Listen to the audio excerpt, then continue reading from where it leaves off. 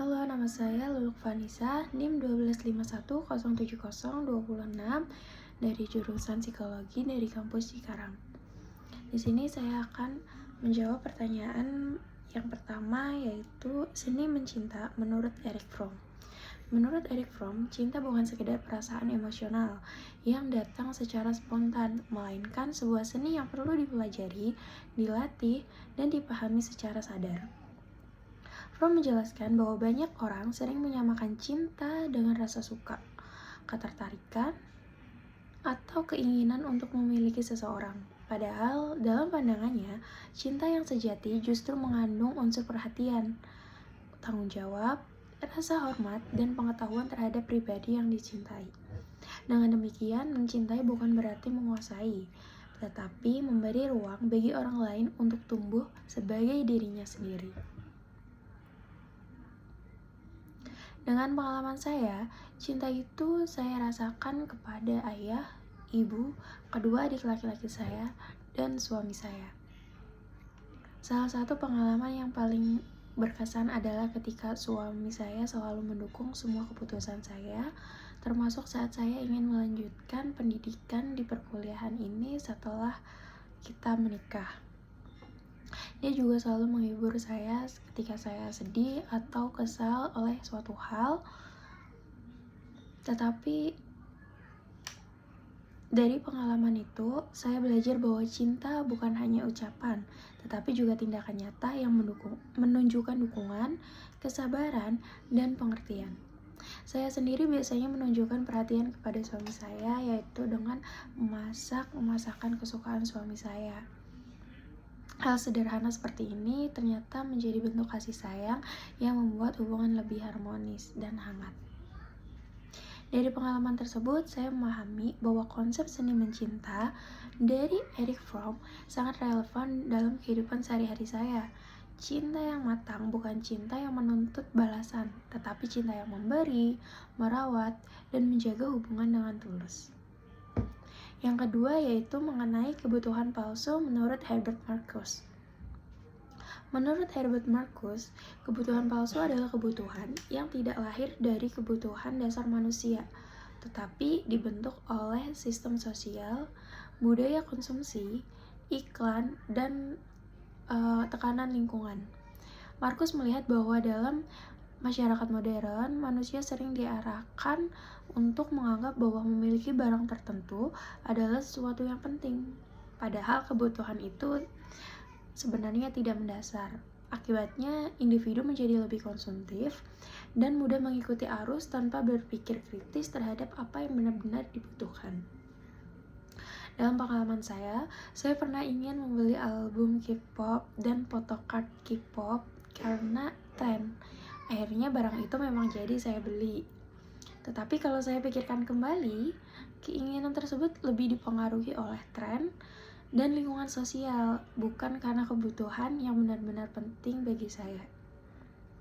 Dari situ saya menyadari bahwa kadang manusia membeli sesuatu bukan karena fungsi, tetapi karena dorongan sosial dan keinginan untuk ikut merasa sama dengan orang lain. Pengalaman tersebut sesuai dengan konsep kebutuhan palsu dari Marcuse, karena menunjukkan bahwa keinginan manusia bisa dibentuk oleh faktor luar. Secara sosiologis, hal ini memperlihatkan bagaimana budaya konsumsi dapat mempengaruhi perilaku individu, sehingga manusia menjadi lebih mudah terbawa arus dan kurang kritis terhadap kebutuhannya sendiri. Yang ketiga, pengalaman terkait kebebasan berkeyakinan dan beragama. Kebebasan berkeyakinan dan beragama merupakan salah satu aspek penting dalam kehidupan bermasyarakat dan kehidupan sosial, karena menyangkut hak dasar setiap individu untuk meyakini dan menjalankan agamanya tanpa paksaan. Dalam masyarakat yang majemuk, kebebasan ini seharusnya diiringi dengan sikap toleransi, saling menghormati, dan pengakuan bahwa setiap orang memiliki hak yang sama dalam menjalankan keyakinannya. Secara sosiologis, kebebasan beragama bukan hanya soal hubungan individu dengan Tuhan, tetapi juga menyangkut hubungan antar anggota masyarakat dalam menjaga harmoni sosial. Dalam pengalaman saya di lingkungan saya ada sikap toleransi yang cukup baik. Teman atau tetangga yang berbeda agama tidak mendapatkan perilaku khusus atau aneh. Semuanya diperlakukan setara atau wajar seperti biasanya, normal aja. Menurut saya, sikap seperti ini sangat penting karena menunjukkan bahwa perbedaan agama tidak harus memiliki sumber konflik. Justru perbedaan harus diterima sebagai bagian dari kehidupan sosial yang majemuk. Dari pengalaman saya melihat bahwa toleransi adalah bentuk nyata dari kedewasaan sosial. Jika masyarakat mampu menghargai perbedaan keyakinan, maka hubungan sosial akan lebih rukun dan harmonis. Sebaliknya, jika perbedaan dipandang sebagai ancaman, maka akan mudah muncul prasangka dan konflik sosial. Dan akan menjadi suatu konflik yang berkepanjangan. Dan yang terakhir, yaitu pengalaman terkait patologi sosial. Patologi sosial adalah berbagai bentuk perilaku menyimpang atau masalah sosial yang muncul dalam kehidupan masyarakat dan dapat mengganggu keteraturan sosial. Bentuknya bisa bermacam-macam, seperti gosip, bullying, mabuk-mabukan, hoax, perjudian, atau perilaku lain yang bertentangan dengan norma sosial. Dalam kajian sosiologi, patologi sosial tidak hanya dipahami sebagai kesalahan individu, tapi juga sebagai hasil dari kondisi lingkungan sosial yang memengaruhi perilaku seseorang.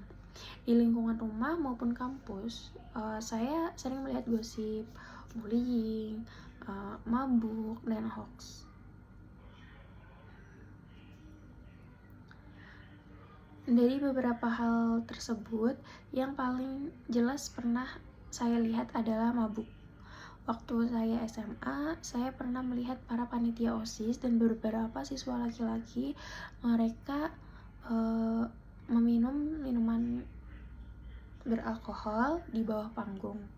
Kejadian itu cukup mengejutkan bagi saya karena terjadi di lingkungan sekolah yang seharusnya menjadi tempat untuk belajar, mengembangkan perilaku disiplin dan membentuk perilaku yang baik.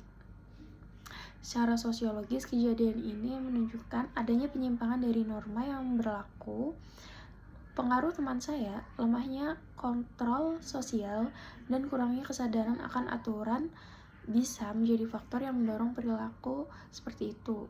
Karena itu, patologi sosial perlu dipahami bukan hanya sebagai masalah moral, tetapi juga masalah sosial yang berkaitan dengan lingkungan, kontrol sosial, dan proses sosialisasi. Demikian yang bisa saya sampaikan, kurang lebihnya mohon maaf. Terima kasih. Wassalamualaikum warahmatullahi wabarakatuh.